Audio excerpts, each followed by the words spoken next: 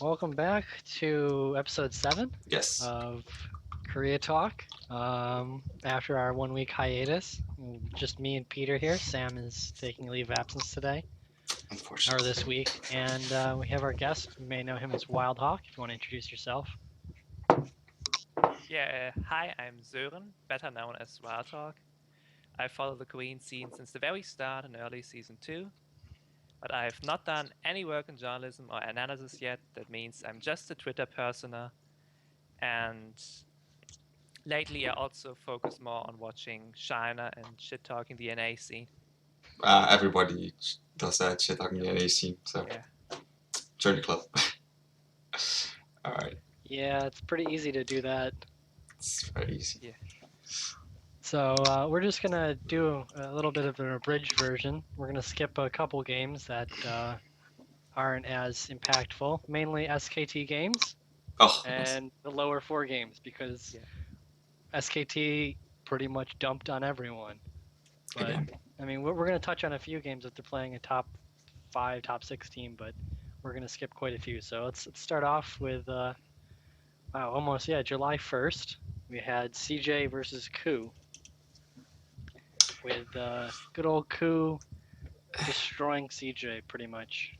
Yeah, showing why they're number 2 at the moment.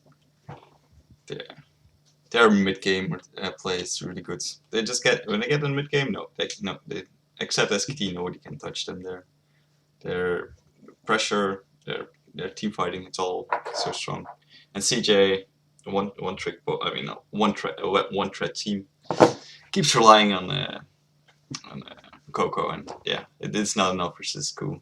When Kuro can stand his own, it was a pretty expected outcome, the 2-0. So Ern, what do you think? Yeah. Yeah, greetings so far with this.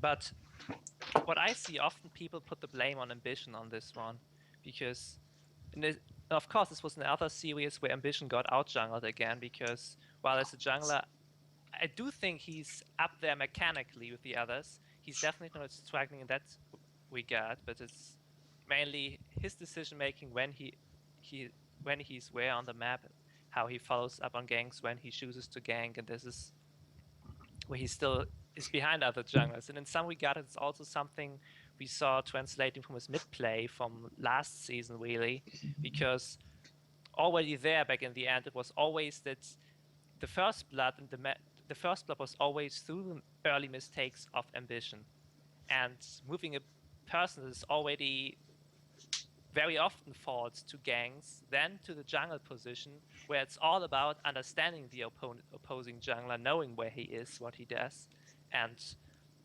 reacting to this. I personally find that questionable. And what we see with Ambition in the jungle, I don't think he's that bad, like everyone makes it out to be. He's probably a mid-tier jungler in OGN, and once he plays against teams like Anarchy and Spano, he can really do something. But it's really this specific jungle sense that is missing, like really being mentally ahead of your opponent. Once it comes down to the execution of ganks, to the mechanical situations, he is good. We still often see some nice and great plays from Ambition, but it's the overall game where he's still behind about the top junglers. What I would like to say at this point is that I also don't think it's mainly on him as an individual decision, because the teams we see really using their junglers effectively, and those are mostly, of course, SKT, then the Code Tigers, and from the other teams, I would say mostly Jin Air. These are teams.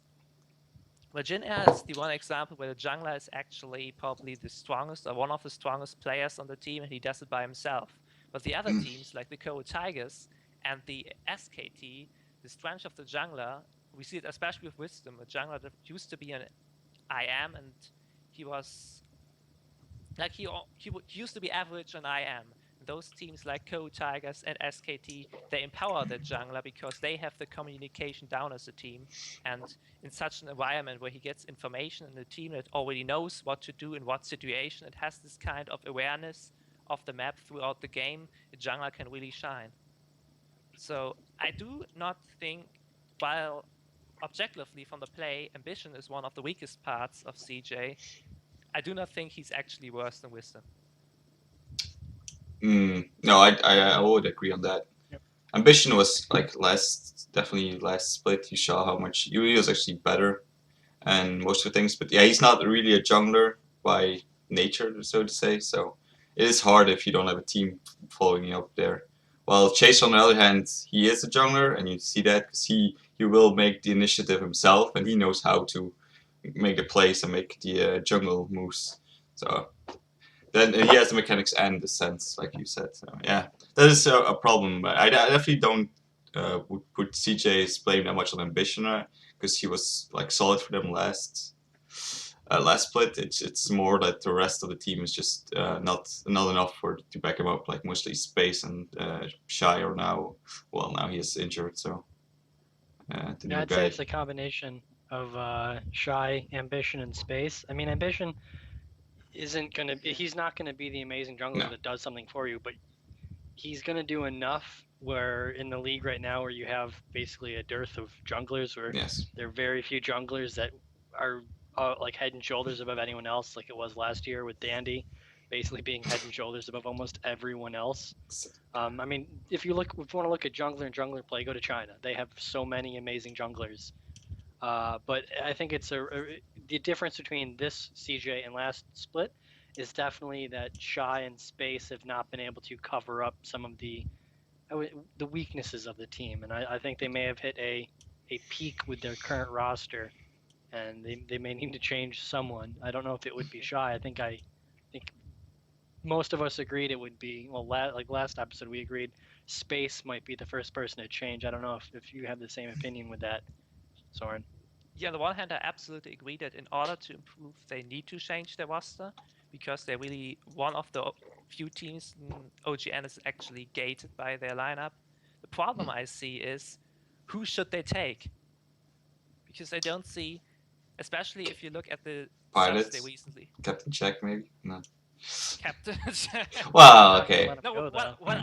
I really hope I am going to see Captain Jack return to the starting position of Jin Air. So, No, yes, me too. There's no way he's gonna right go back now, to CJ. It'll be fun. I would have never thought to say this 2 years ago, but right now, Jin Air probably looks like the better orc to be in. Yes. Yes, yes. It is true. CJ struggles. And the Yeah, problem with CJ, I mean- CJ is, the problem with CJ is, and it's kind of sad that we don't get to see their roster in the second league of the Challenger. I think it's because they caught Twig elo boosting and therefore banned the whole roster from this. I think that's the reason. That's possible. But on the other hand, if you look down the roster, Helper is really the only player of their subs that is actually known to be something, or we know it's at least good in some way, and the rest of the players, I don't really know much about the mid laner.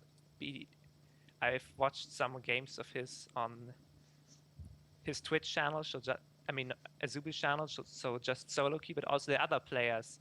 This time, CJ didn't really get the no-name subs. These are mostly lower elo players of just low challenger level. They're not very known, not very good. And just in a situation where CJ would bench, for example, Space, right now I don't really see them getting a huge upgrade over it. No. Because with the current situation of Korean Challenger, like how foreign teams are making offers to everyone, it's really hard for a Korean team with the financial means of CJ to actually get good players. So of course we can go ahead and say, oh, maybe we can improve this team if we bench Space. Maybe we can improve this team if we swap out Ambition. Maybe we should do something for top that is neither Shy nor Helper. But I don't see, and just going down a sub lineup and seeing what they have gotten, I just don't think it's possible for CJ to really upgrade these players. For better or worse, they're stuck with this roster. And the only really other strong player they have is for top lane, that's Helper. And even Helper is at the moment, I wouldn't say necessarily an upgrade over Shy, maybe something similar. he will need some time to develop because you can't really tell after 2 weeks. But That's true. that's just my problem with the current situation in Korea in general. That teams are not really in a position where they can actually make the upgrades or make the roster moves they would like to do. No. Yeah, it seems like we're going to touch on that later. I know that's the topic you want to talk about, like Challenger 2. But that's something we've talked about constantly, is that there are people that we think we can replace easily, but outside of Najin, there's not really players on the team that you can actively replace. You'd have to really find them.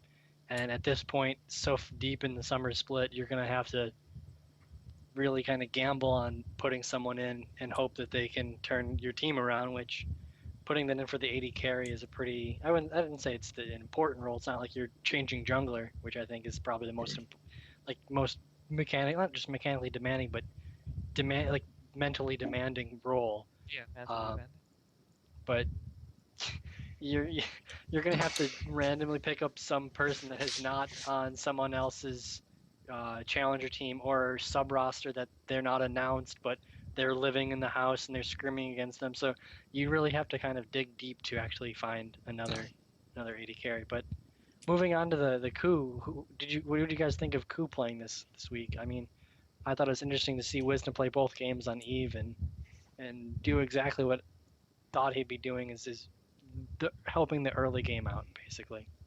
Yeah, I remember he was really good in the early game. It was a very surprisingly aggressive early game for Ku, like more than usual. He tried often, but like still have to delay. But yeah, that was really. You see how much the Evelyn can work out in Korea when just the right player gets the openings to go. I think it would have been harder against like more reactive teams and junglers, but yeah, against CJ it worked very well for Wisdom. And Kuya to just snowball it really cleanly both games. Well, yeah, with the way Wisdom played, I don't see Hojin coming back that often in the future. Because Hojin is mostly a Lee Sin guy until Lee Sin is back in the meta. True. I mean, like, Evelyn is the Wisdom champion, and... Well, let's talk about Trundle later. Okay. So, but yeah, I feel like it was a very clever move to pick up Wisdom, and he fits perfectly in the team, especially with how the meta changed. It helps them a lot. Yeah, it's definitely clear that Hojin or Lee did not pick up well after the Cinder Hulk changes. He kind of completely crumpled, and that was a huge issue for their team. Moving on, we're just going to do one quick thing about the IM Samsung game. Is we saw Lilac come back in the top lane, and that did not fare well. And moving on. That's hopefully the last we see of Lilac in OGN.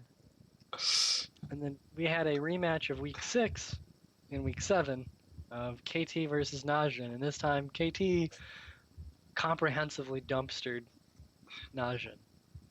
And we had a strange Kassadin pick, which by Goong, which is an allusion to a later Kassadin pick that is even stupider than this Kassadin pick, and was as ineffective. Yes. Also, didn't Arrow get like silver 2 games in a row just for free? I can't remember if that was that series. He went. Not this series. No, he went Kog'Maw both times. Oh yeah. Kog. Yeah. That was. He didn't die. Yeah, he was actually quite good on the Kog'Maw. Even in the other series, he played it as well. Oh, I can't remember that much. I'm pretty sure Kefka, if he was here, he would say it's all based on Peekaboo showing up and carrying the lane. Yeah, the very. Well, but I agree with this. I do think it's mostly based on Peekaboo, because on the one hand, Peekaboo gives this lane a special bonus, but on the other hand, and Monte Cristo also pointed out during the commentary of these games, Peekaboo adds so much vision to the team. Their vision control for mid game is so much better. Yes. So the team falls less to ganks. It's automatically safer and clearer in their rotations because they actually have this information. And therefore, Peekaboo does not just snowball bot lane in that way, but also the rest of the team. I find it pretty... And even if you look back to last split, their Peekaboo was probably the better support on the SKT roster, not just by the KDA they got, and by the different win rate between Wolf and Peekaboo back then when SKT was not as dominant as they are now. And right now we have, even if it's just has been these few games that he's back on KT, that's back in the scene, I think I have to agree with Dominic or Kefka on this and say we have to make the case that Peekaboo is probably the best support in Korea. Ooh, we're still talking about Gorilla here. Yeah, okay, Gorilla. Yes, we still have Gorilla. Like, he might be better than Wolf, okay, but we still have... Yeah, it's okay, at least I think you could argue he's better. I mean, I think there's room to argue it, whether or not... It's a bit early I mean, to make the big thing about Peekaboo is not only did he give more warding, but he made yes, watching sure. score in these past 2 games it seemed like he felt so much more comfortable. Yes, that's true. Doing aggressive warding and warding with him. It felt like he was a lot more on top of it. I mean, Fixer, when he came in, he kind of, to use his name in a stupid pun way, he did fix Arrow for a band-aid, put it on for long enough to help him and get them, a playable team. But it never seemed like really comfortable enough to fully, go blindly into a jungle and ward it up with him. Where now with Peekaboo, I think he feels a lot more comfortable, and he definitely they look completely different with Peekaboo on the roster. Yeah, that's the best thing I noticed as well. Like when Peekaboo joined, it was not just like yes, he brought a lot of wards and it looked even better with Arrow, but the score just looked again like so much better with Peekaboo. They looked so much again to the top journal we sometimes saw before, but then that kind of faltered because KT couldn't follow up on this with him as much. But now it looks like scores like back on top, and that together with Peekaboo they can really again carry KT to like more wins and back up higher. Because before Peekaboo I was really thinking KT might drop all the way down to 6th and stay there, but with Peekaboo they're looking better. Maybe even make a resurgence towards top 3. So yeah, it was Peekaboo is definitely been a huge factor. But you really do hate Arrow in here, don't you? Yes, I hate him. And he keeps picking Draven. I just he's gonna lose if he picks it. It's frustrating as hell. Hey, I would say there is the Flame Horizon, but there is also the Arrow Trough. Yeah. Where you get behind 100 CS. Please. I mean, he has been looking good on some, like on Kog'Maw and stuff, but just play normal stuff and stop picking Draven. It doesn't work.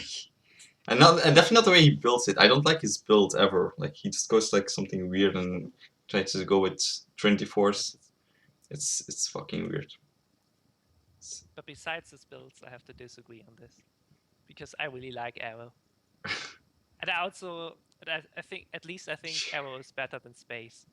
Yeah, no, I do agree on that. No, I think he's better than Space. No, don't get me wrong. I'm not hating on Arrow that much. Yeah. I thought at one point there, what? I would say Arrow is definitely the better of the KTA bot lane. I mean, at least you can give them that. Yeah. He is a lot better than Hachani. Yeah, sure. So, anything else to say? I mean, do you guys think Najin? I mean, we can touch on this at the end of the other Najin games too, but they've kept the same roster for what is it now? A whole splits.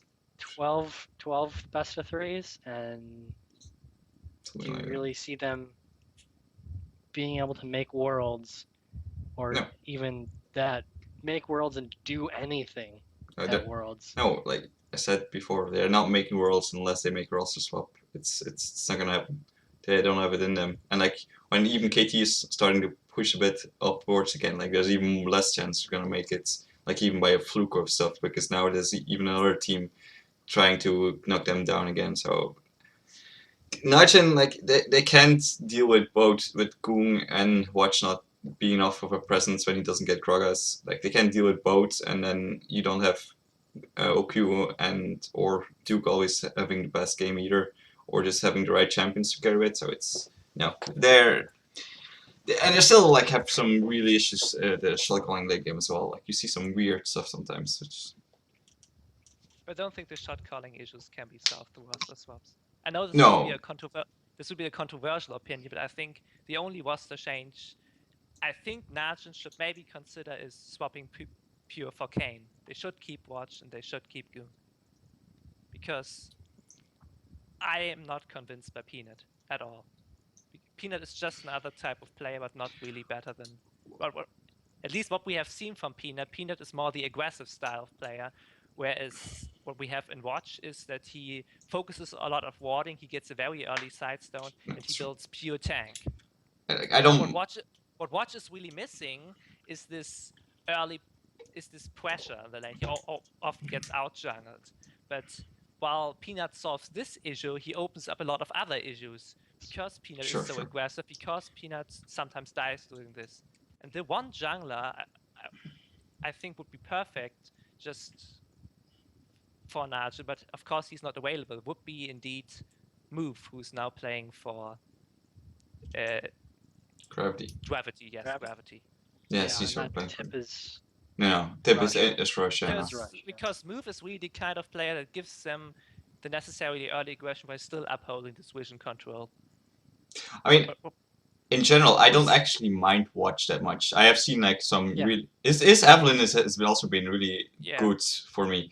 But it's just Goong, because Goong is champion pool and the way he plays often just is really not helping Najin in any way. They can play have any more defensive player or just any safe laner that just has a better pool that works in this meta right now, and they would be so much better around it. Like even no, go ahead. Yeah, okay, I can agree on this, but I still don't see how Peanut would solve one. No, I don't. The problem I also have with people that saying.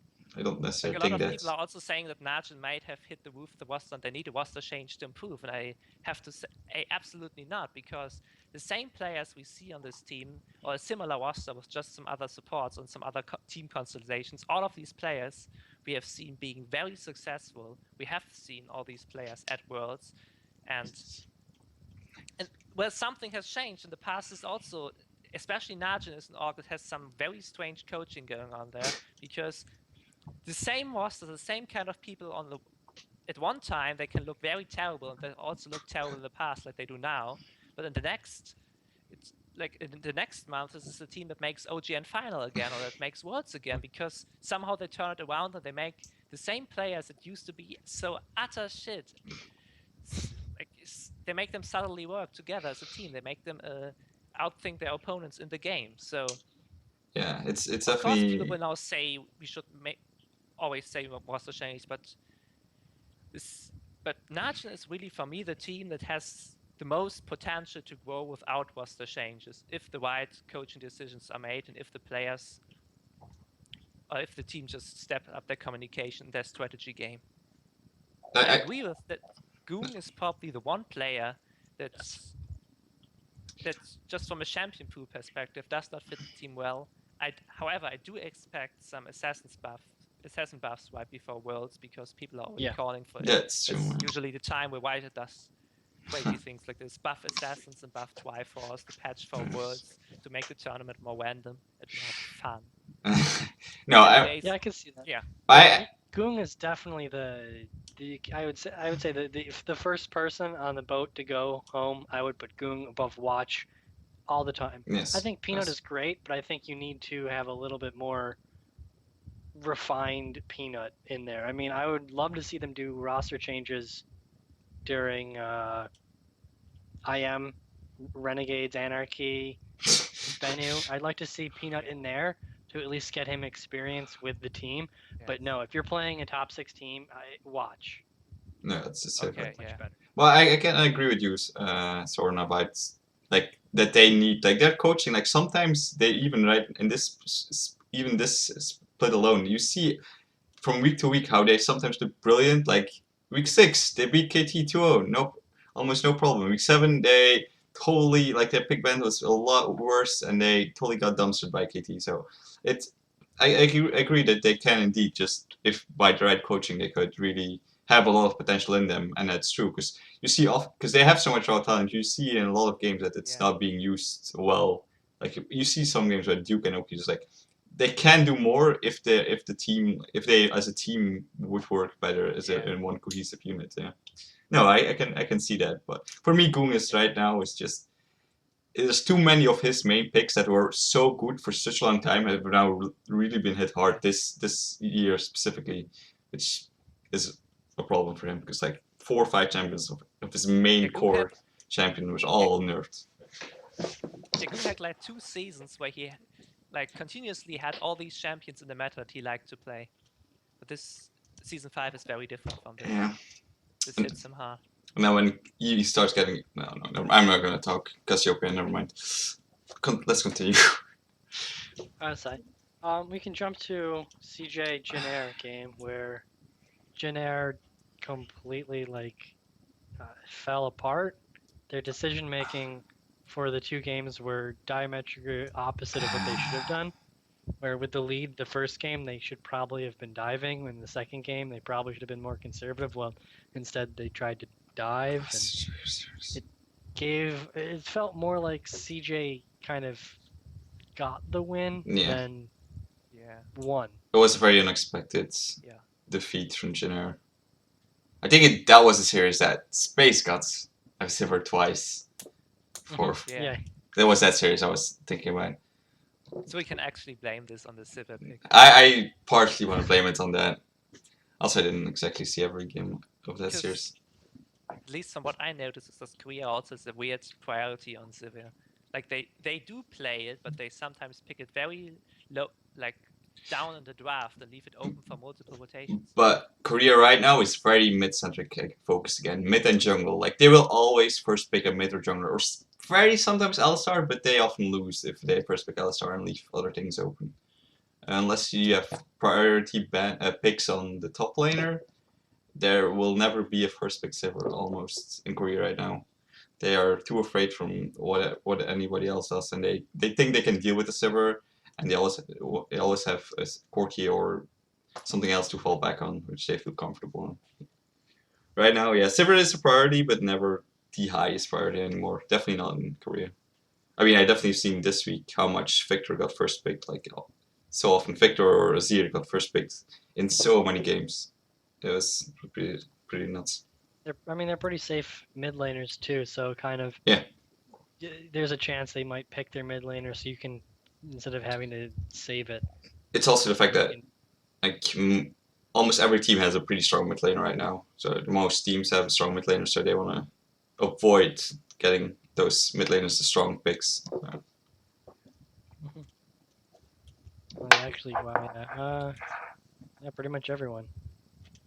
I mean, Crown and Sasin, I guess you could probably argue about not being the greatest, but no, but they're still decent. All their other ones are pretty carry.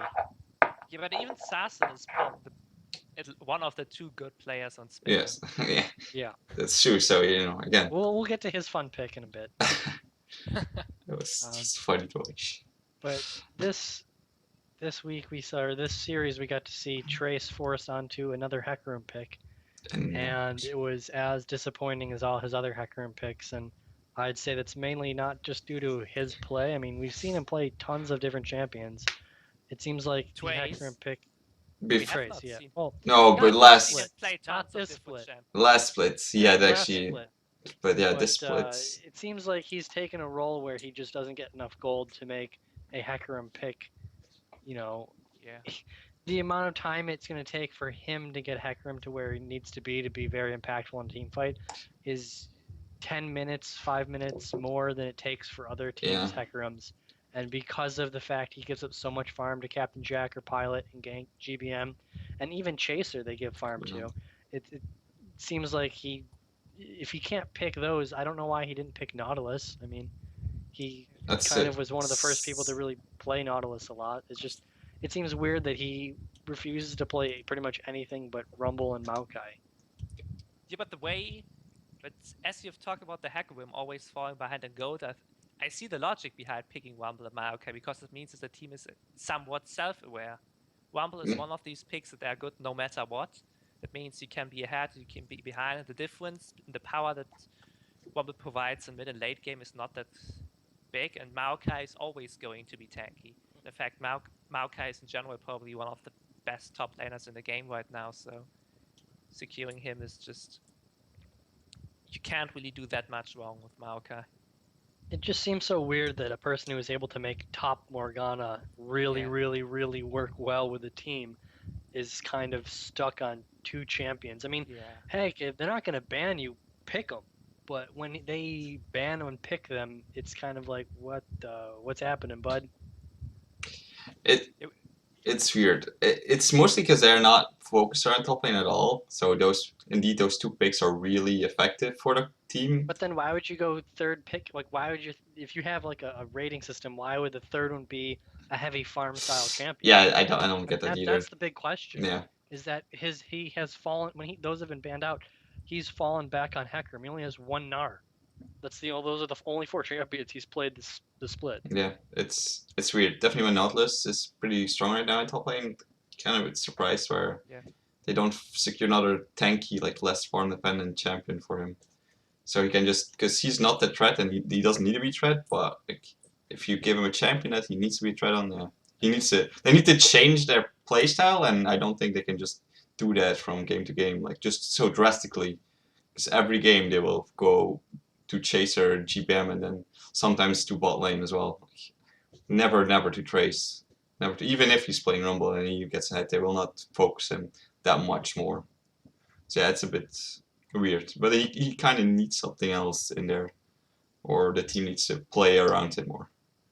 We haven't even seen something like Wise played from him, even though Wise is so strong this meta. I think all the games they have either given Wise to their opponent or banned it themselves. Yes. Yes. Yeah, I don't think they've played it. I mean, but the only other really amazing thing that happened in these 2 games was, holy crap, Madlife's Alistar was fucking on point. And he really was like a beast the game 1. And then game 2 was Coco going nuts on TF. Yeah, it was nice. Yeah. It was pretty good to see Madlife finally pull out the Alistar that I'm pretty sure everyone knows he can play. Oh, yeah. And then CJ seemingly refuses to play it and just absolutely tear Trace apart to the point where they just separated him from the team and just burned him down every single time. Coco and Madlife, the 2 pillars that keep CJ in the top 4. Pretty much. Barely. Anything else you guys want to touch on in week 7? Because I mean, SKT completely shit canned Spenu, and then Ku did the same to Samsung. Yeah, Saturday was just a shitfest. I mean, maybe we can talk about Sasin's Vel'koz pick. I was gonna bring we can talk about Sasin's Vel'koz. That's Sure. very interesting, and he even pulled it out in week 8. I believe against Samsung. Yes. Yeah, that wasn't as successful as against. Well, they knew. Well, I mean, truly, they knew it was coming too. So, yeah, they were prepared for it. So. Yeah, I feel like what we saw in this game, especially because Faker got nearly solo killed 2 times by it, I think. Yeah, it was. I think it was mostly Faker being unprepared. He did not expect this at all. He had not played against the champion at all. He had no idea what kind of damage to expect. But afterwards, Faker also went immediately to solo queue and played a few games on Vel'koz himself. So that's Faker. I don't think he will be pulling it out because. But it's SKT who knows what they're going to do against bottom tier teams, but that I think it was. I just want to point out that SKT comp was so BM that Vel'koz just. Yeah. It was perfect against it because they went a non-flash, no engage comp that has to walk towards you, and they just locked in Jarvan. It's like, oh yeah, what are you gonna do now? They didn't even have Sivir either. No. If they had Sivir on the team, that might have been a bit better, but it was the worst against comp Jarvan, ever. You're just gonna dunk on top of the 2 tanks and go, well, you guys have 6 seconds of non-viability. It was so bad. It's just amazing that they so. Yeah, it was bad. They didn't deserve to win it. Well, they won because it was Spenu. Yeah, exactly. Sasin has been playing increasingly well, and yeah, I mean, it goes to show that Korea still has some great talent. It's just not AD carry or jungle, really. Just pick any normal, like, top 4 joiner right there in that game, and they would have won way easier SKT. And just because they were so cocky. They're just playing so cocky in some of these games, just picking whatever they want.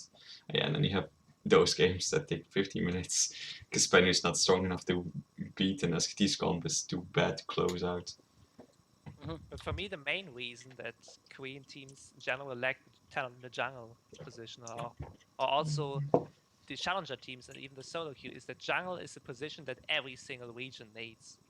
So foreign regions, especially like Oh, yeah. China and North America, they will mostly go for the junglers.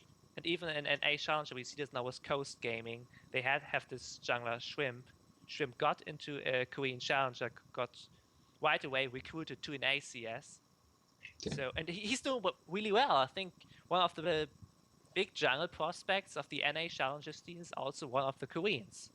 And he's much better than all other junglers there. He never played in Korea because the moment he hit Challenger, he got all these foreign offers. And you see the same also in China, not just in LSPL, but even below that in the amateur scene. Yeah. Especially as they mostly want junglers, because jungle is the position where every region is kind of lacking in terms of local talent, except for Korea. But now they're all stealing Korean junglers, and the town with the most domestic jungle talent does not have any more the best junglers actually playing in their league. Yeah, but can you blame the players for wanting to skip town and get a absolutely good not. job versus No, having no, to no. grind it for like a year to get on the backup squad, to grind again to get onto the real squad? Yeah, that's... No, of course I get that for the players, but it's sad for the scene, Korea itself. At least players getting more exposure, that's good. It might eventually elevate the jungler position over the years, because it has been pretty bad in the whole history of League. There were only always a few key players that always were good internationally or even domestically. So let's move on to another exciting series. Week 8 had two really exciting series. We're going to start with the Najin versus Jin Air, where we had Najin pick up game 1 and then drop game 2 and then drop game 3. Yeah, that series was interesting. Pretty impressive game 2 with Pilot on Kog'Maw, with the amount of just raw damage he put out and the inability for them to get onto him. And then they picked a very similar comp where they couldn't get on to the backline for a second game in a row.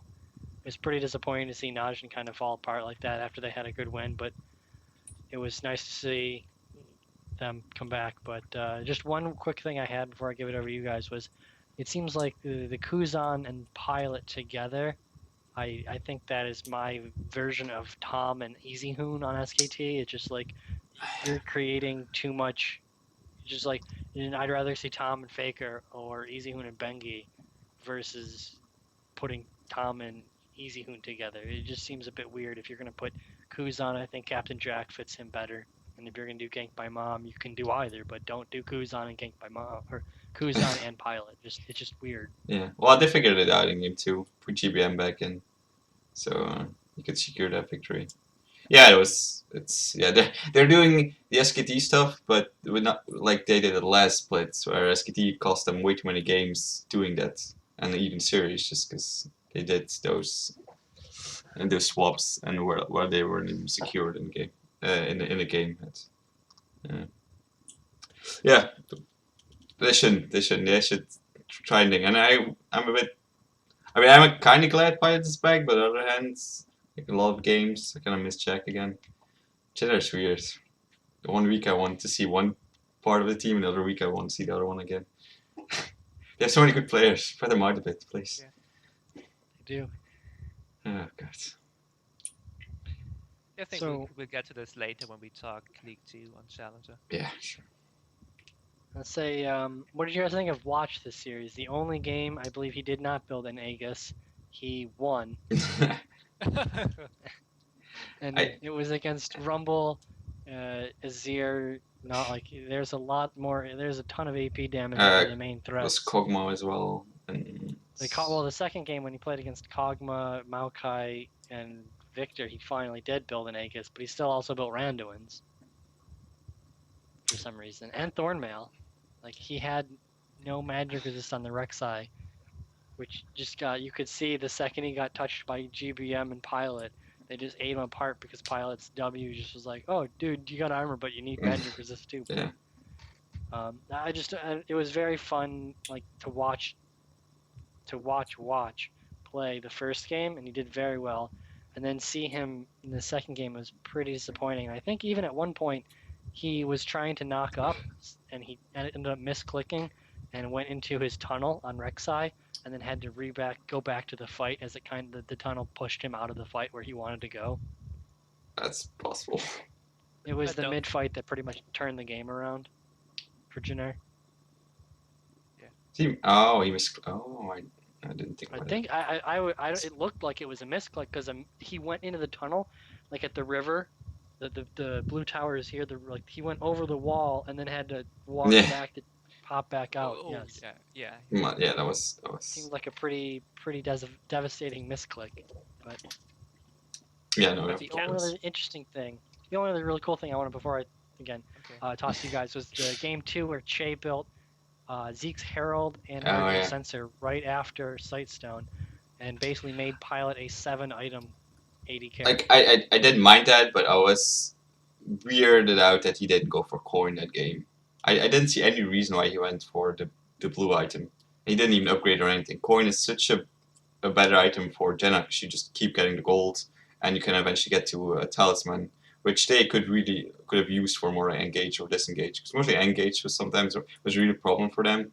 That's why the game was so dragged out and so long, because they were really depending on Pilot to get super big, and then eventually just Najin trying to get to them, failing, and then dying to Kog'Maw, which was their win condition, which is not really awesome. I would have liked to see a talisman there. I liked the Zeke's and well, maybe not the Ardent Sensor that much. I still think it's very cost and efficient item, and since Kog'Maw does magic damage, the changes to it doesn't really help Kog'Maw at all.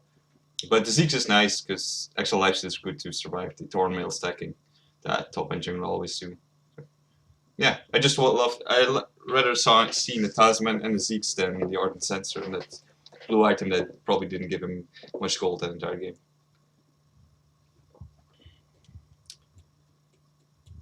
Yeah, but so there are two things I want to speak about. It. One thing you mentioned the Aegis on the watch, and I actually think this item is incredibly strong. It's probably one of the things I like most about Watch, that he buys it nearly every game. I feel like it's at least the way I see it is mostly a coincidence that he didn't. That the one game he won in the series was the one where he didn't have an Aegis yet. Because we see so many junglers nowadays just go, especially when on Rek'Sai, go for the Spirit Visage to just have some self-sustain, but it doesn't really make any sense. And Watch is one of the few junglers that really consistently goes for the very early Aegis right after his Sightstone. The Sightstone is another thing I like about Watch because he also prioritizes Sightstone so much. And at least what we see in other regions, that junglers without Sightstone usually lose the games. So, and I feel like really item builds are one of the main strengths of Watch. Not when he's ahead, so he can't really carry the game because he goes so much defensive, but he's aware of his situation that he isn't really going to carry this game and just tries to provide utility by just being there. Yes. And this is one of the main things I like about Watch right now. Yeah, I think those are those few things that right now I see in Watch that still keep me happy. You can say, mate, just you're doing enough in your own way. It's really good if he just doesn't get too many kills, so the gold gets spread out to the actual damage dealers. Because sometimes when he's 4-0, 5-0, he's not actually gonna build any more damage. So it's a bit annoying that he gets all these kills, but of course not his fault. But no, Watch right now, I think he's doing decently in his own way. And that first game was really weird. He didn't have that Aegis until 40 minutes or something. Or I'm not even sure he finished it. Yeah, well, I mean, at least he won that game. Game 1, he didn't finish. He didn't even finish it. Okay. He just ended. Well, he had Aegis. He didn't complete it to the. Oh wow. Yeah, I think he had 40 minutes. He bought the Aegis, but it was already way too late. But... Oh no, game 1. No, game 1 he didn't even have it. Oh, okay. game Another 1, thing he ended with Randuin's, Banshees, Jungle Item, Ruby Sightstone, Tabby, and Negatron.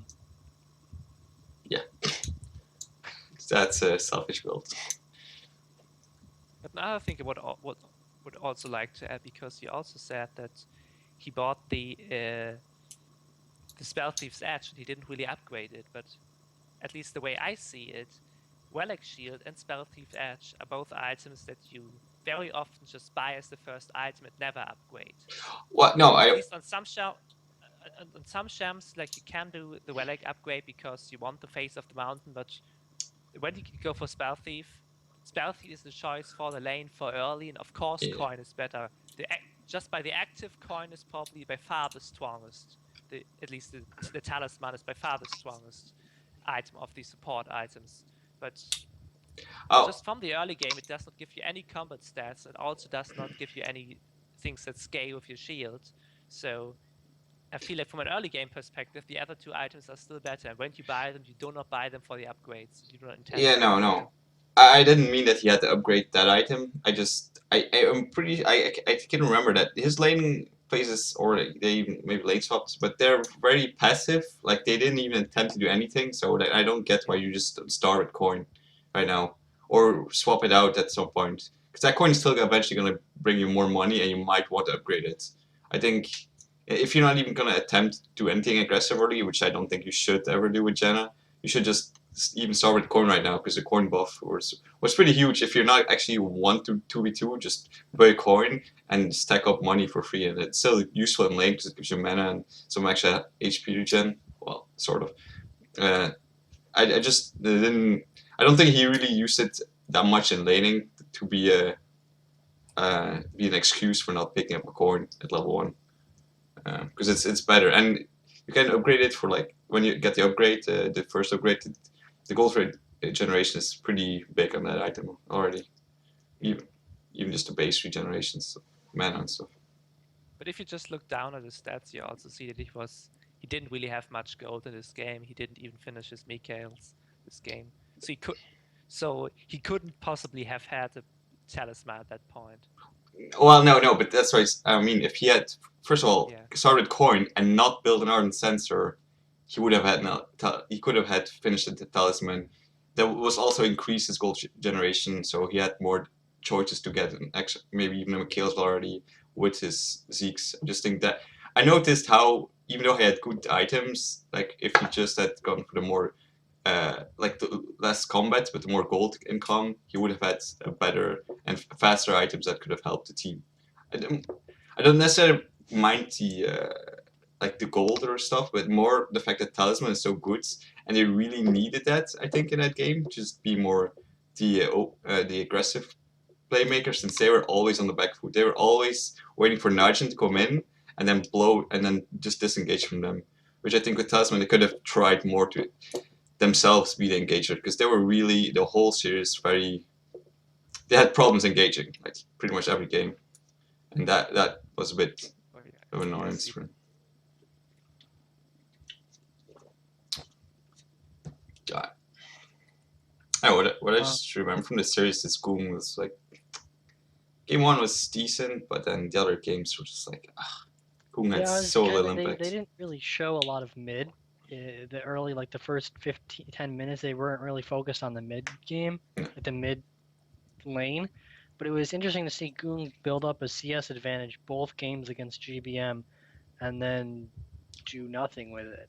Yeah, there was Like, I would love to have seen what was happening if he was actually pressuring, or what was actually happening in the mid lane to make the CS lead occur, but it did not seem like once they broke out of the mid, he was playing Azir, which I don't think he's very good at, but his Victor he's played Victor and won, and I don't think it's as good as his like 3 champions that we always talk about that he has, but I think it's getting up there. He's played pretty good Victor games, and I've been convinced that at least it's one of the meta champs he can pick up and reliably play, not to a ridiculous level, but he can do what you need from a mid laner to do on Victor.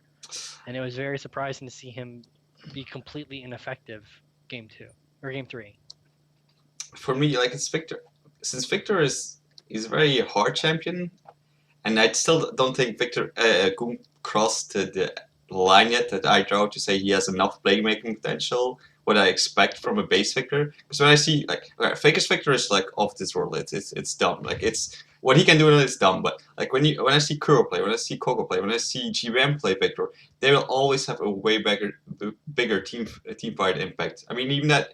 Well, it was game 2, right, where he had that stupid flank engage because they had no engage. Like he did so much damage. He did 3 consecutive death rays that hit like multiple people and just destroyed everybody.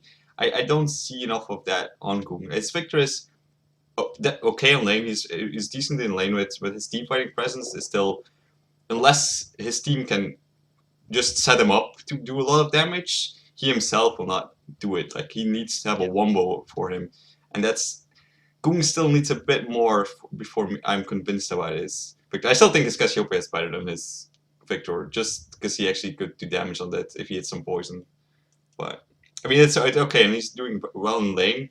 But I think you need like Duke or Pure to have a good engage with Alistar or Maokai to lock people down, so he can just deal the damage after farming up very well in lane. But he himself will not deal the damage enough. He won't make those plays himself without the CC to just follow up on. That's my problem. So with Goon's Victor, like right now, Cassiopeia is getting pushed out of the meta. His Victor isn't good enough. This is Zeus. It's bad, just bad, and Najin is not good at those slow disengage, like just poke, keep them at bay comms. They're not good at that anyway. So I don't know. Goon that series was he had champions. They are good, but he's not effective at all.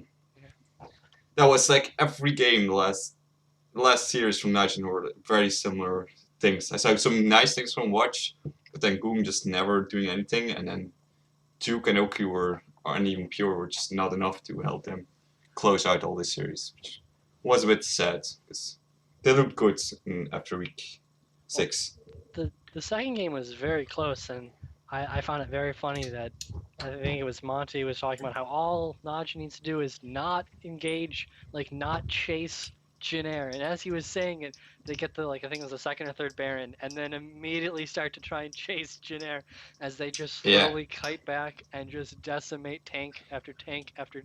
They're just like, well, you guys just walked into new I remember that fight. Jana Kog'Maw, and you just lost right there. That was a big. That was quite a throwy. That was quite a close game. Game 2, yeah, it could have been there. So I also have something I like OQ, but he builds static shift literally every game, and I hate static shift to begin with. But like, I think he actually does. No, he does. He does. This week he built static shift on every champion every game. He didn't build it on Corki, but.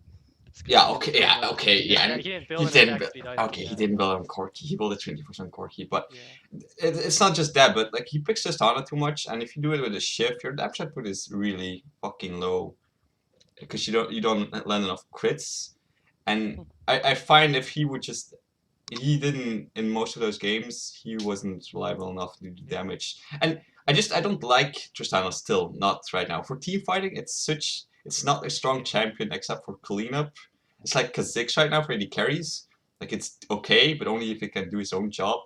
Because it's good for turret pushing, and that's what they were doing up until they decided to start chasing and team fighting, where you just see how the Kog'Maw is still good because he still has the range, he still has all the damage. Well, Tristana lacks that right now, and Kog'Maw blew everybody away in the team fights, and he's like, I used to be hyper carry, but I'm not now anymore because I'm nerfed like shit. I dislike that OQ and some other players are still clinging to this Tristana that much. It's not that good for team fighting right now, and definitely not if you're gonna build Shiv, because then your single target damage is so fucking low right now. It's annoying, and I think many of those team fights would have been better. Not just on the Tristana games, but on other games as well, even later against Anarchy when he was playing Sivir. His damage output's not always right there where I expected from him. Where he does way better when he played Lucian. Because Lucian is a 1-8 carry you can build Shiv on, because you get the auto attack resets. where he has actually his Lucian. Then you see how his damage output is good. Like that one game versus Anarchy where he was constantly flashing after 1-2 people just to clean them up himself. It was that's how I want to see OQ. But when he's playing this Tristana, when he's playing Sivir and he's building Shiv, I often see a lack of damage. On Sivir, it's mostly fine, but on Tristana, I can't see him playing Tristana right now. He used to be one of the best Tristanas in Korea, but that was before he got reworked, and right now he needs to try and step off it. Go to Lucian, go maybe start playing Kog'Maw again. Play Vayne, play Sivir, all that stuff, Corki. But I don't want to see him still playing on Tristana. It bugs me the fuck out. But static go ahead. Shiv is for me is okay. You first. I was just gonna say about Tristana. You can talk about static Shiv first. You can go ahead. Okay, yeah. But what we see right now is static Shiv is such a popular item in Korea. Korea puts more priority on this item than any other region. I know. What we see there is like EU or Korea, like for example, they sometimes they make like 50-50, sometimes Shiv, sometimes Phantom Dancer. But Korea goes Shiv on every single AD champion except for Corki and Kog'Maw. Obvious. Well, I yes. Sometimes we even see it in solo queue on Kog'Maw. So, but they are madly in love with this static Shiv, and they always go with this very early. I think somebody built Phantom Dancer on Vayne, but I don't even care if you build Phantom Dancer or Shiv that much on Vayne. But that's it. But yeah, their priority on Shiv is more than any other region. I think they're really tunnel vision. They really think if you get the BF, if you get the pickaxe, and then get the Everest Blade, it's always worth picking up that Shiv then, because you get such a cheap item and such a fast spike. But I seriously disagree with that. Game 2, Spenu versus Samsung Galaxy, both 80 carries built Phantom Dancer. Ooh, A really? Sivir and a Tristana, but again, that's a worthless game, Wait, so who really cares? Which game again? Spenu versus Spenu, Samsung, Game 2. They both built But Phantom yeah, Dancer. that was the actual game. I didn't pay attention to the Sivir. Yeah, but one of them was a Tristana. Yeah. Of them was a Tristana. Sure. Tristana is one of the champs where Korea at least thinks about building Phantom Dancers sometimes. Yeah. Sometimes. But yeah, I was gonna say I like Tristana actually in the meta if you play around the Tristana pick, but not on Najin. Najin usually win fights by walking into a team fight and blowing you the crap up with ridiculous combos from Duke into basically like Duke watch AoEing you to down. I remember Duke's amazing Nars. I mean, yeah, there are a lot of amazing Nar stuns, but him with watch follow up or watch with him follow up, and then the 80 like the damage dealers blowing them up. But I don't see Najin having the patience, I would say, which is kind of weird considering Najin White Shield would have been the perfect team for Tristana. But they have mostly sword in their blood right now, so definitely Loki and Duke. I mean, they did play around the pushing well with Tristana, but they don't play team fighting well with Tristana right now. No. They have to be ridiculously ahead so that the most damage is already dealt before OQ can be really effective. Yes. That's a big issue. The issue being is they usually need Gung or Watch to begin the damage because they can't reliably have Gung or Watch and do, because Gung is never going to always do it. Yeah, that's which is kind of sad. But at least Game 3 we got to see GBM's amazing Orianna, who reminds me of a bit about, not as much as Ryu, as I loved Ryu's Orianna, because his ultimate baiting, where it's like, I haven't used it yet, it's been like a minute and a half into the fight, I still have this fucking ultimate, it's gonna wreck your face. It looked similar. But it's, oh man, watching his Ori almost brings me back to watching Ryu, and I wish Ryu would pull it out a bit more, but... Yeah, it was amazing. I read that one fight around Dragon, like just a side of Dragon at the choke right there. I thought like, oh, Najin's gonna destroy this fight, and then the Orianna ult hit, and so good. He was really, really impressive in Orianna. And seeing that, we still want to keep GBM over Kuzan or whoever is the third sub right now. Yeah, Kuzan. At the And- moment, I would keep GBM for sure. Yeah. I mean, I am a GBM fan, but Yeah, but he's he's the transition he's done since going to Jin Air is remarkable. Yeah. we just need to get Xerath out of his pool. It's like I know you're good on Xerath GPM. Well, we'll bring that up. That's fucking Yeah. that. Yes. When I saw him pick that, I stopped. I didn't stop watching the game, but I was like, I'm not paying. I don't fucking care. I'm not paying attention. They're not gonna win. Yeah, no. And they got 4 kills, and I was like, yeah, no, not gonna win. It's every game the As many same. kills you fucking It's want. every game the same thing when he picks her. He gets kills. So I mean, do you guys have anything else to say about Najin versus Jin Air Yeah, before we? Yeah, I would actually like to have your opinions on Pure. Because the way I see it, the only champion he really is that good on is the cannon. And otherwise, I do not see. I think why his Alistar is decent enough. Yes, Alistar is decent, but it's mostly the cannon that actually does the work for him, where he has at least some kind of exceptional impact. Otherwise, I don't really see why he should start over Kane, because well, I see a lot of people are saying Kane is too old, Kane is close to retirement, but what we are seeing, the way Kane really spams solo queue, and Kane has also been playing good in the games in League 2. So what I still see that I think Kane should be given another chance, especially considering that Najin is mostly struggling in the strategic part, and bringing another veteran that is probably the same level as Pure could help there. Yeah, we talked about it before. Like, I always like K no Q lane, like even when they were the sword. Yeah. But I don't know. But like, there's just stuck now in this roster, and they will not change it. But I would not mind seeing Kane back sometimes. I think that's a role swap you can pretty safely do, even against like even the maybe the stronger teams, because it's just a support at some point. And Pure It does not really change the playstyle. No, yeah, exactly. On the whole. Not that much. So I don't know. Exactly. I wouldn't mind seeing Kane back, because his veteran set is indeed like it could help their shot calling issues sometimes in that game. Pretty much the same. I mean, I don't know why I'm looking at the champions he's played the past 2 years, but Kane to me is always like I always think of Sona when I hear Kane, but he actually hasn't played that much Sona. He plays a lot of other stuff. I guess it's more of like the disengage, the more protection. I see more Kane as more of protecting than he is beginning fights. But yeah, but they can use that. They could use it a lot. We've also seen some rather aggressive thrash play from him. Yeah, in the first split. yes. This trash was. Well, I mean, everyone really gets aggressive with Thresh too. Okay, yeah. It's such a dynamic support.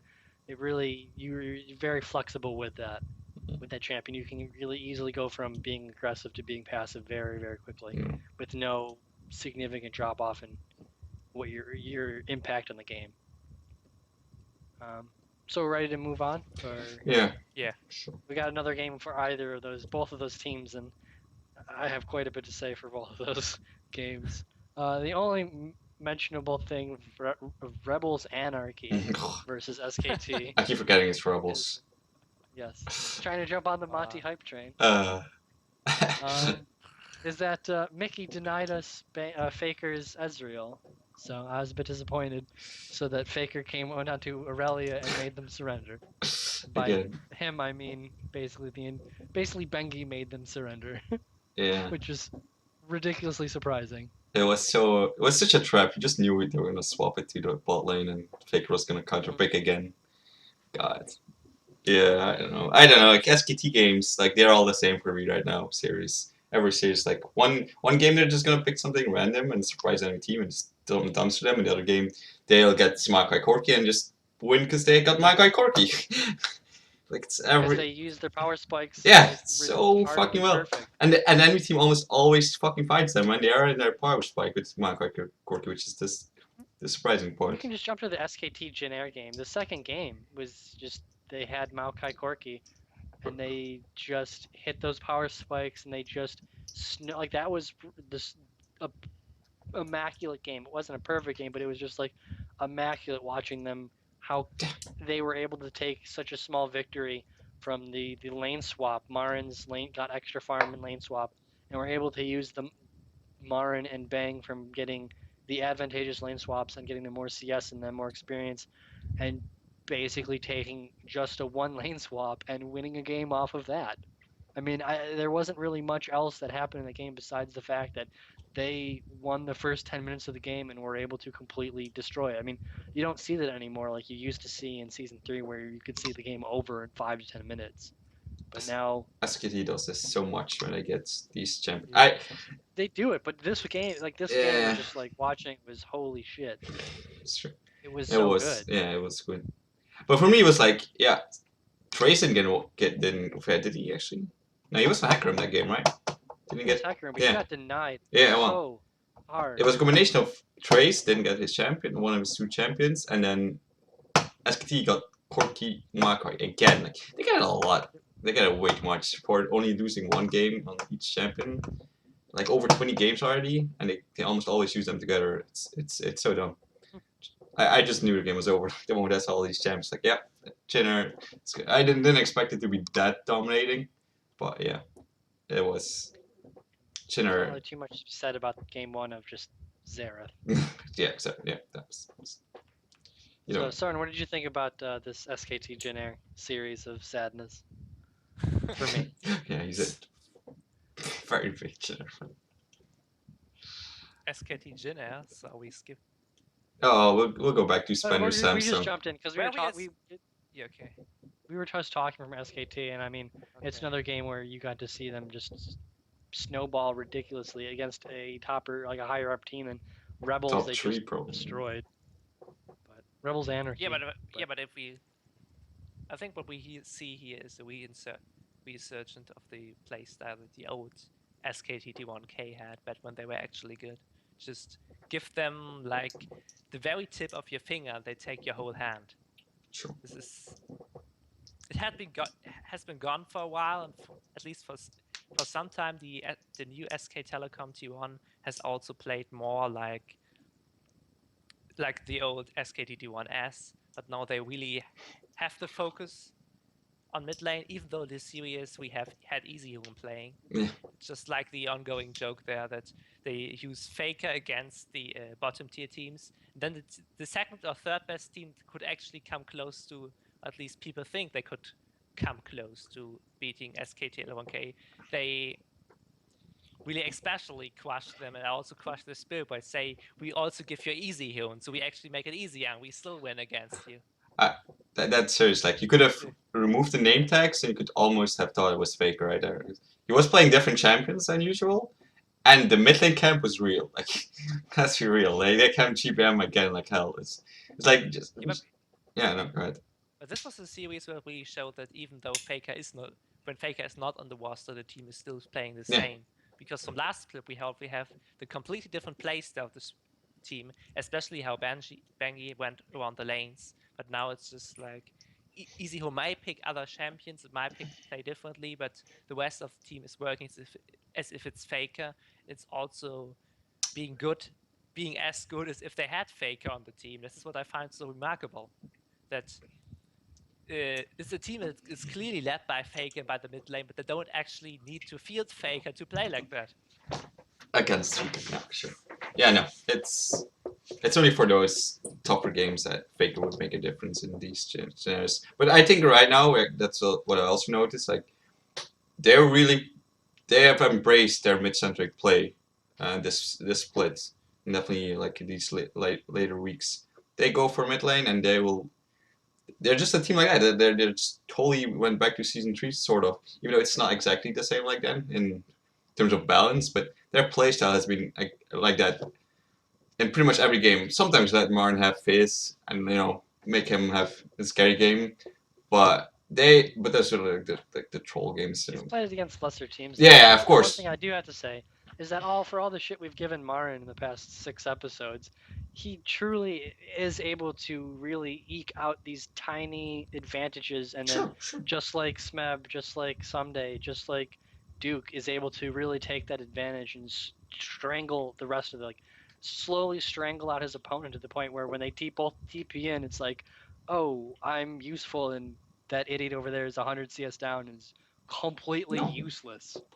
No, I surely think that he is like that, but he is not always like that, and against this tougher opponents. He still has his times where he will have ward on him, not ward, go up too far and die, or have to blow flash, or he can rival those really top teams, top tier top laners with that stuff, and definitely against like weaker teams, but it's just not always there.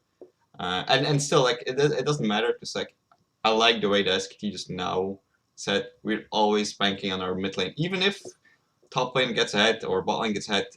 We will always center around mid lane. We will focus towards the playmaking we do around mid lane. When you see Wolf roam, it will mostly be mid lane where to go, and then from there out, they will spread out their advantage, start taking out all the turrets, get dragon control, and just invade more and more. Always through the mid lane, never focused on another lane, even though Bengal, of course, ganked top or mid as well. I like that SKT fully embraced their mid lane style, even with Easy. That was very clear that game versus Jin Air, which I must say I was a bit surprised when I saw it. Izune in the boots. You would think like Anarchy is a game you put in Izune, though maybe Fake wanted revenge after his loss against Anarchy the last time. But it's nice to see SKT like this, and I can't wait to see them play cool next week. That series, yeah, that just has to be good, or SKT is just never mind.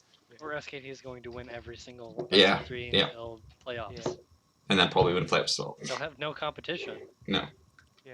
But it really depends. The series depends whether SKT actually takes it serious and wants to play it as wild as possible of it, just pull another Easy Hoon or pull another Master Yi mid lane. No, I don't think they will put Like- ECU, but Mastery is possible. Both Ku and SKT might try something sneaky to put the other team off balance.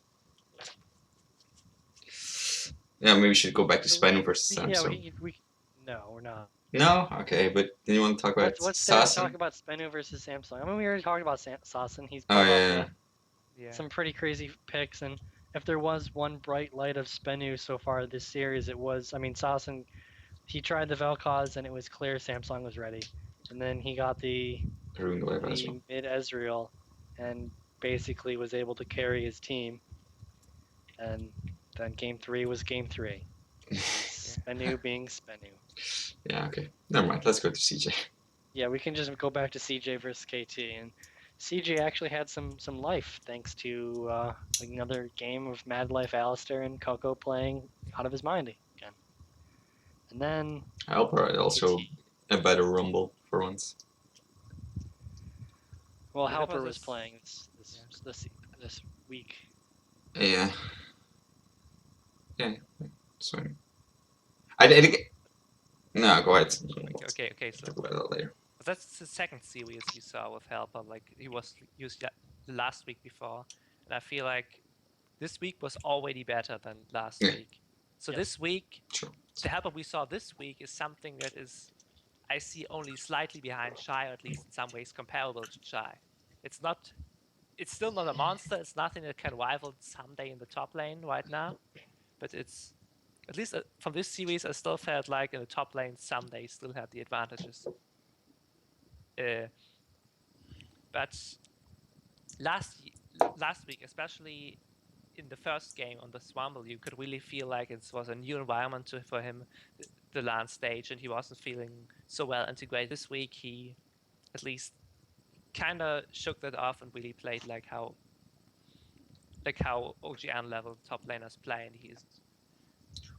I still, just from these 2 games, I find it very difficult to watch because in the past we have seen players that always took one split to really ramp up and get in the shape where they actually remain, where they'll be good. So I would probably give him at least a few other weeks before I make any kind of final Yeah, judgment of on him. course. I think he has been praised as this big talent in the challenger scene before. I think he has a lot of potential to grow. And from this series, what we have seen is that at least he is not a bad player. He's not. Well, I think he's not also got terrible, a but- bit of a difficult play. He's played against Jin Air, Ku, or CJ Yeah. has played against Ku, Jin Air, and KT. That's 3 of the top 5 other teams, and then that's 3 of the top 6, including them. There's only 2 other teams to play. Yeah. They only have to play against Najin and SKT. And I think something They major. had a pretty rough 2 weeks. Yeah, but I think something like they don't let Shy play. I mean, Shy doesn't play Gnar, and then he played a couple times and just totally failed. And now they're gonna put Helper on Gnar, but they don't know how to play with Gnar. Like it doesn't matter, even if Helper is better at Gnar or good at Gnar. Like they have no idea how to play around Gnar. So that whole game was so bad. I mean, that series, like game 2 and 3, like sticking with that Gnar was just it was horrible.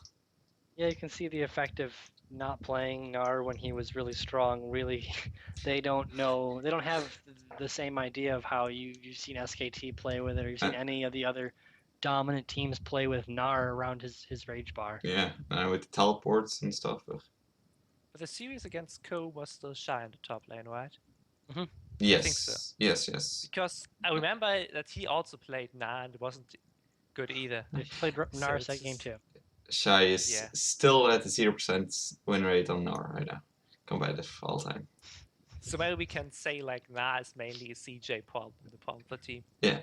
Today, yeah. That's why it doesn't reflect well on Helper, I mean, in a way, but I think you have to look at the fact that CJ just doesn't win with Gnar. They have no idea how to play Gnar or to win with Gnar.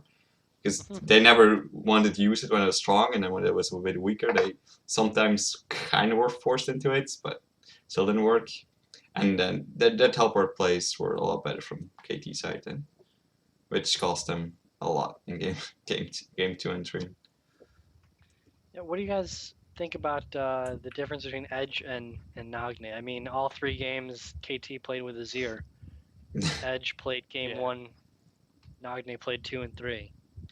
Like, do you see a rhyme or a reason, or is this just Najin from last split? Yeah, we're gonna replace players for why? Who knows? Who's gonna play this week? You'll never guess. It's Zephyr mid. I think they're more like Jin Air right now, where they have 2 decently strong mid lanes. I think Jin Air's better ones, but where they like don't know who's better. Like they have similar playstyle and stuff, and there's like we're just gonna swap out. We want to start Edge again, and then like ooh we lost. Let's put Nagne back in, and then they won. But could have been the other way around. Just, I don't think it. A mid lane right now is a bit weird for KT in my opinion. Like they have 2 decently strong mid laners. They just don't know which one they want to pick. I think they should just make up their minds and get the synergy going. Because I don't think for like Najin with Najin it's that there's a difference of playstyle and skill and champion pool, but for KT it's not really there, so I don't see why you keep swapping and right at now.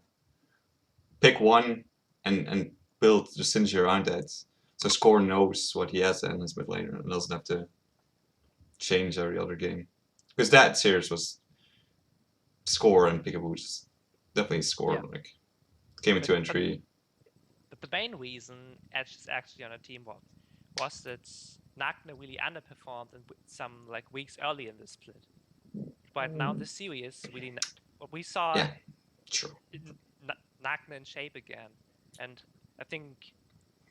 But I think that he's still probably one of the best Azir players in Korea, as he showed this series, and he's actually also I think. Yeah, if I look it up, it's a 3-0 record on Azir this split, so he's actually one of his signature champions where he actually does good with. And I feel like I personally would like to see more Nagne, because the purpose I saw behind with this Edge pickup is that Nagne was struggling, that Nagne could not live up to this level. That what we saw in this series in the 3rd game was that really Nagne carrying this game, Nagne winning his game rather hard. So I think that Nagne like dip got a bit overblown, because I think Nagne from all the players on KT has been probably one of the best ones this entire split. I think it was more of the team kind of falling apart and not getting what he used to have. He used to have a lot more comfortability with Score, putting wards around the mid lane and helping him out a bit more. And then when KT started to fall off, it seemed like the entire team. Yeah, and I mean, yeah, you could say one player was worse than the other, but it seemed like it was kind of a team drop off, not just. It was in a way, yes. The band-aid of picture didn't last anymore. But I would like more Nagne too. I think you can't say like it's the case with Jin Air that KT has actually two mid laners that are on the same level.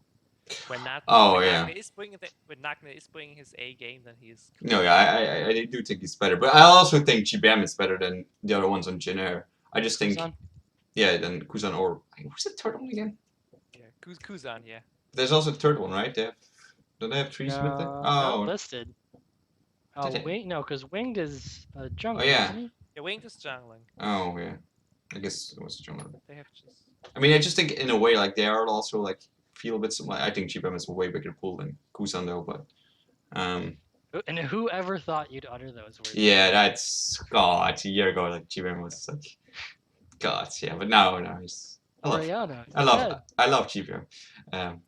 No, yeah. I just think it's a bit. They have like similar playstyle. That's all I mean. Because with Najin, it's a way different perspective. Like you have Goom being always the aggressive guy on the assess as well. Tank was always the what he played. Those few games he saw of him was always a more passive side wave. He put pressure on the side waves and just was passive in lane himself. And a defensive kind of mid laner. That's why I just made a comparison to Jin Air because I think it's more a similar scenario. But I do think for Jin Air, they should GBM every game and KT should stick with Nagni every game. I don't see the reason for those swaps. They are doing the swaps, but Najin's not. But I don't see why really, because I don't think it's necessary at all. Definitely GBM right now is still, yeah, it's hard to say, but yeah, because it's after Faker, it's a pretty close between GBM and Coco and Kuro as well sometimes. Though I still think Kuro is still a bit lower for me. He's solid, but he's never his own playmaker. But Kuro's great in Cool Tigers as a unit. That's certainly. Oh God, not going. We can move on to Saturday, the last day of week 8. We got to see Najin versus Rebels Anarchy. Oh God. And we're actually talking about a game of with one of the bottom 4 teams seriously, because Najin actually lost a game convincingly to Yasuo mid. Mickey was able to carry Yasuo mid, but he picked counterpicked by Kassadin as the 5th and final pick for Goon. I can't. So, the floor is whoever wants to attempt to. I'm taking it first. I wrote an entire guide about Kassadin, and Yasuo was not a favorable matchup, and it definitely wasn't it anymore after the fucking buffs they gave. Yasuo, like, do not play against AD champions when you're playing Kassadin. When you see the Yasuo, you do not say, "Oh yeah, I'm just gonna pick Kassadin into it and just dump shit." No, just abort. It's bad idea. No. Yasuo has the power spike the moment he has like Shiv. Kassadin is bad against AD to begin with, and doesn't have a power spike until like 2 items pretty much. Like Roll of Age is kind of halfway stacked, and then maybe needs a shot. I don't know. That was. Why would you ever? That pick just like, yeah, they just want to lose that game. Like, seriously, it wasn't. But you could already see it coming in game 1, because for the first 10-20 minutes you thought, oh, Najin is doing super well, it is going to be super close, they're crushing the Anarchy like only SKT could do it, like Watch is playing amazing, he is so far ahead of okay, he's still going for defensive items even though he has that many kills. 7-0-5. They can just play this down easily, then they finish in 24 minutes, and game 2 they will have this like positive state of mind for game 2, will crush it the same way. But then it took them forever to actually get something done. It's not like they died that often, but they did nothing. They just did nothing, and they stalled it out, and I mean, at no point they were actually in danger of. At least Watch got Warriors game 1. He got Warrior Enchant, so he did have some damage. Yeah, well, it's the least thing you can do now.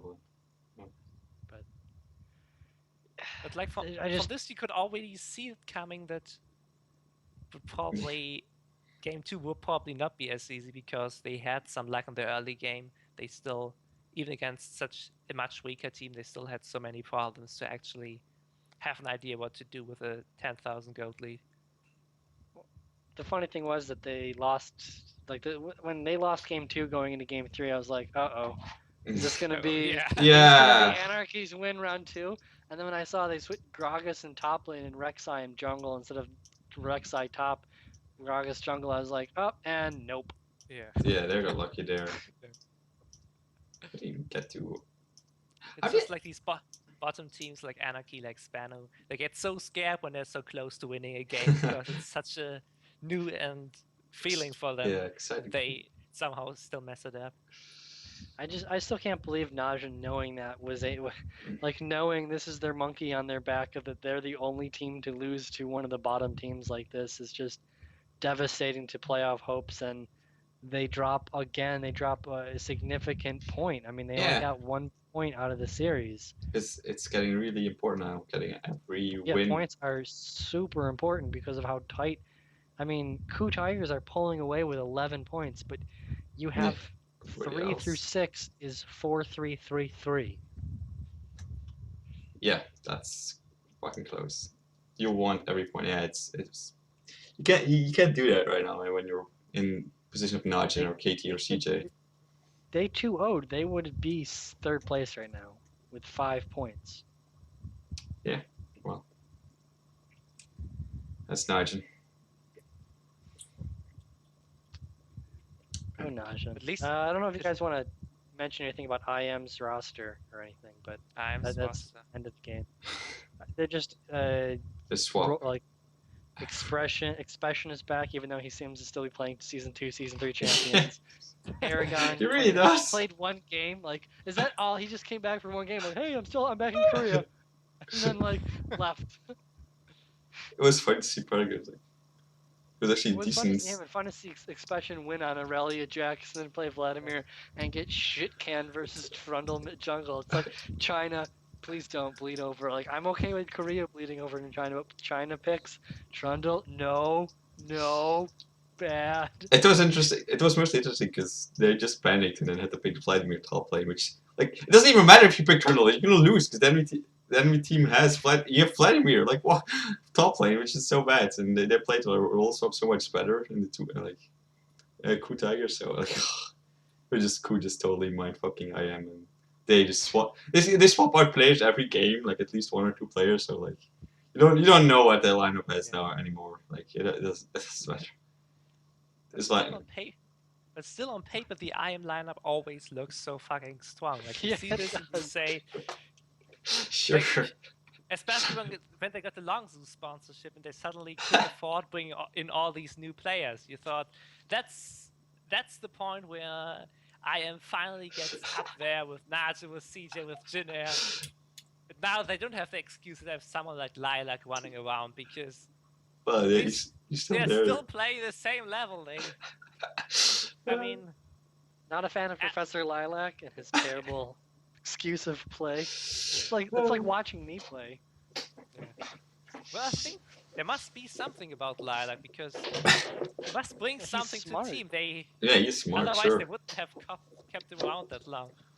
I mean, if they could have him sitting like behind the team, like they do in CS:GO, and he could call for them, great position.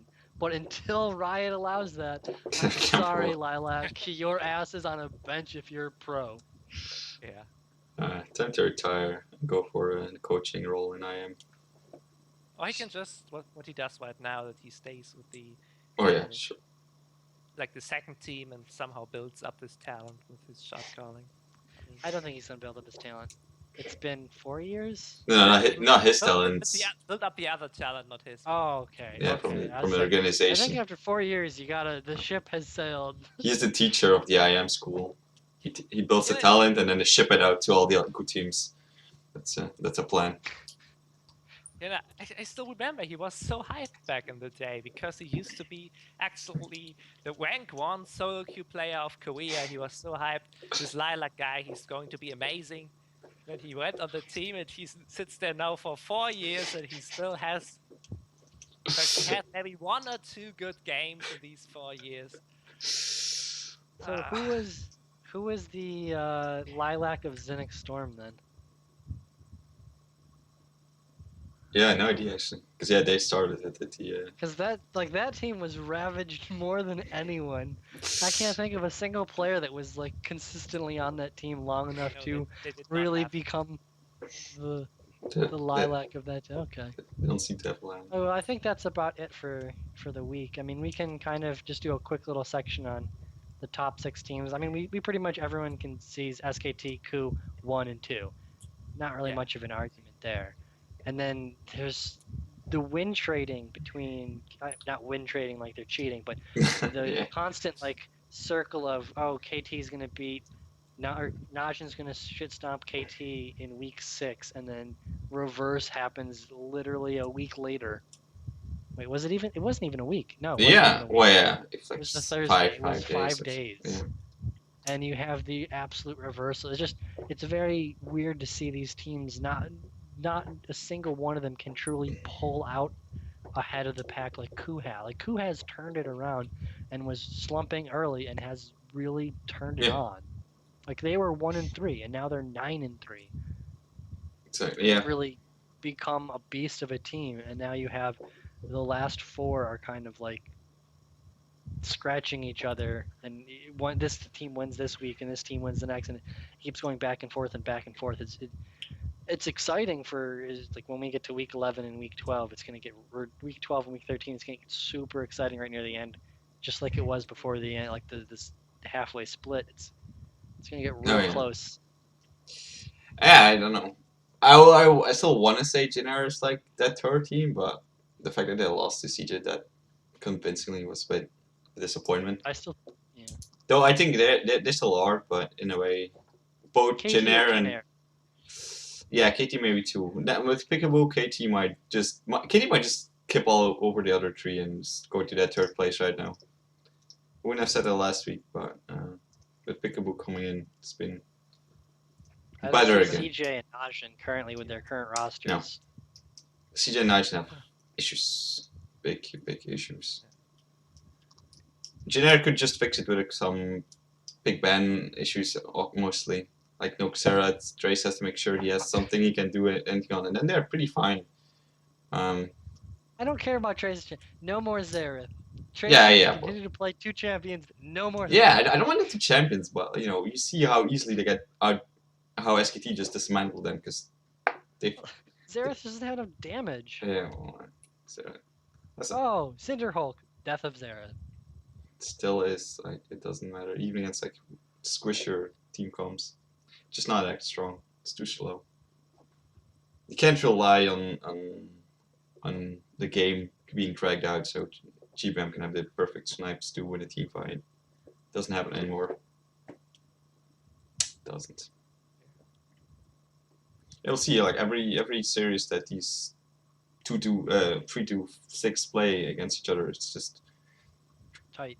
Tight, and it tells more a bit of who can come out on top. But right now it's just a wash. They're all losing to each other. Beating each other. Yeah, or beating. There is no consistency, and Except Coup. It's surprising to see Coup turn it around so quickly, and so I mean, silently. Thanks basically to SKT's 12-0. Yeah, it's silently, but it has been in the making for a while now. That you noticed how much stronger they were. You can notice it, but it's not as talked about because it's not as. Oh yeah. They're not dumping on teams like, Nah. we're gonna pick Aurelia mid for. I know, but they picked Trundle. Play Master Yi. And they still managed to win every game with Hojin. They won with Hojin Trundle. Yeah. It's even more surprising. So. Because he looked good on it. They still do good stuff, and they always have that Riven, which is not. Which you have to deal with right now, which is a problem. Because Rumble is a high priority pick in Korea, and they always have Riven to counter it. And Smap is so good on that champion. Yeah. Coup doesn't show that much just right now, but right now nobody can touch them except SKT. That's why I really need to see that game. We'll see. No. Do you want to go to next week's games and then do Wildhawks topic, or? Yeah, we can. Sure. Okay.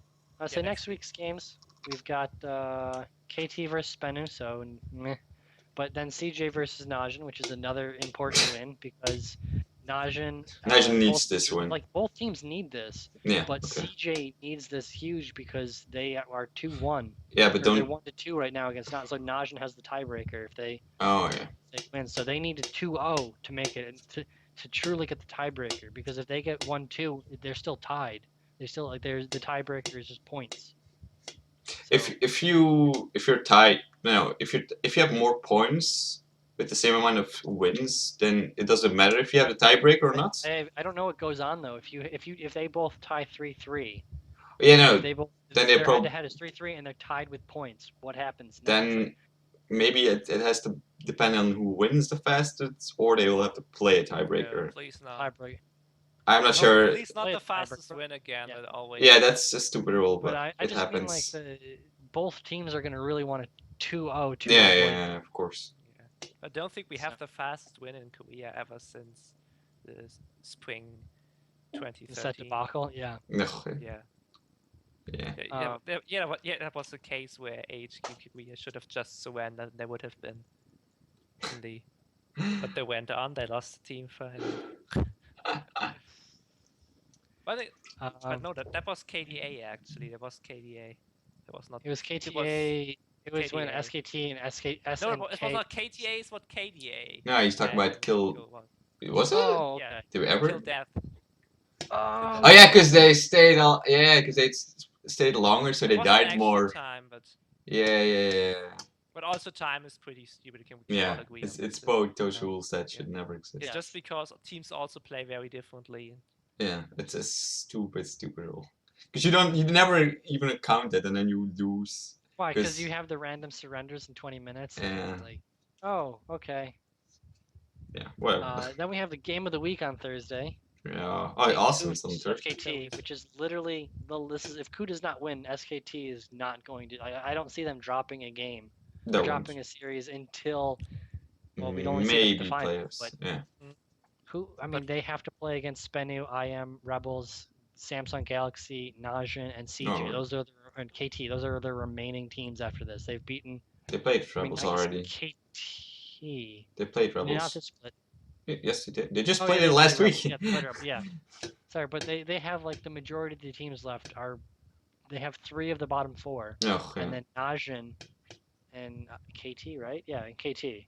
Yes. So Yes. They haven't played KT yet.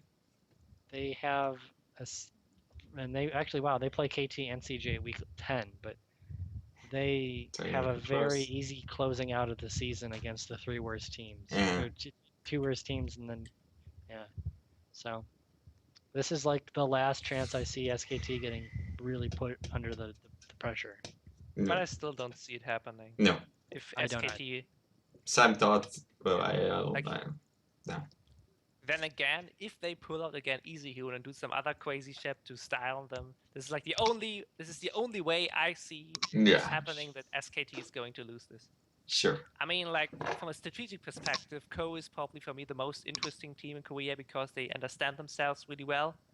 But SKT doesn't even need to do this because they are so much ahead of everyone else and they are crushing so hard, especially in the early game, and know how to close it out. They don't need a complex strategy. They don't need good picks. They don't need to. They understand that they have this mid-centric place that it works really well for them, and they don't need everything else around it because they are so good at it. So just from watching the teams, Ko is interesting, and Ko is probably the more clever team, but SKT is just so far ahead that All I have to Doesn't say is matter. Benki. SKT, play Faker and have Bangi pick Nunu, and then just invade. I have So- no trainer. It's such a difficult and hugely Yeah. hard concept to understand. Is that you pick Nunu, you walk into their jungle, you snowball the jungler, and you put a ward on top of them, and then you just let your lanes shit on the other lanes, and you let bottom lane go even. But that would be the easy way to win. Come on, SKT doesn't go easy.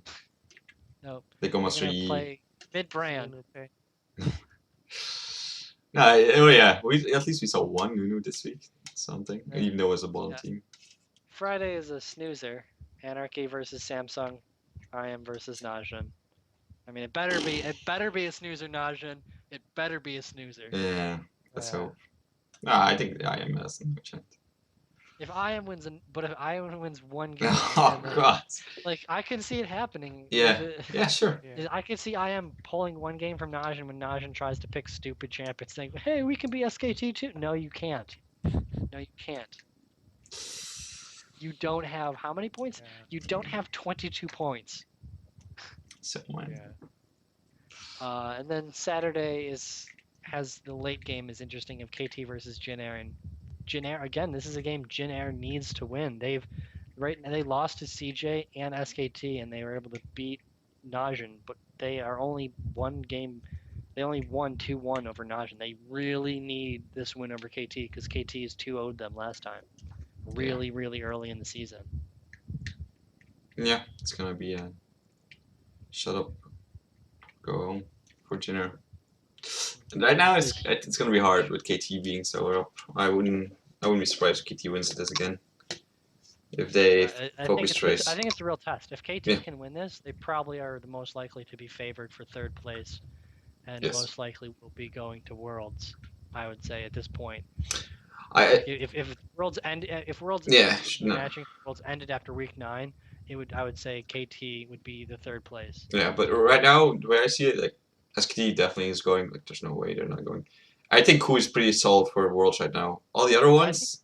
They have so many points too. They have Yeah. But yeah, it doesn't.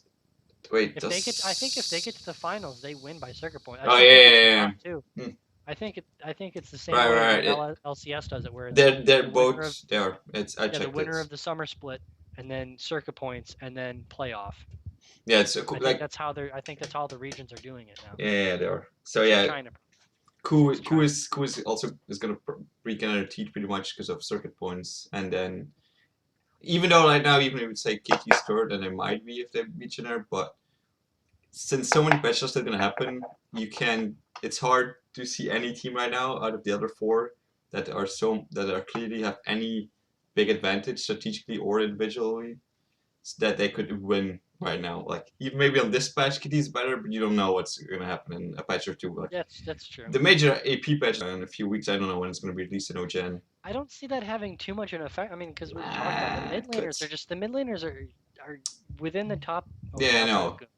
Other than It's Goom, already the other mid mid lane laners I'm- are so they're Sure. I don't see huge effect in that. But I'm not saying that, but it might be that some teams might not catch up on the right builds right immediately. Because I've also noticed that with the role of Asian Seraph changes, that some top laners are coming back. Maybe Singed got buffed a lot lately, and that those changes actually helped Sin him. still falls behind in lane swaps, though. I mean, Yeah. You he's still can really easy to jungle punish. decently. He's Yeah, but not Sin- the best though. No, but it's okay. I mean, Rice is also good. Another buff, which is a problem for Jin Air, for example.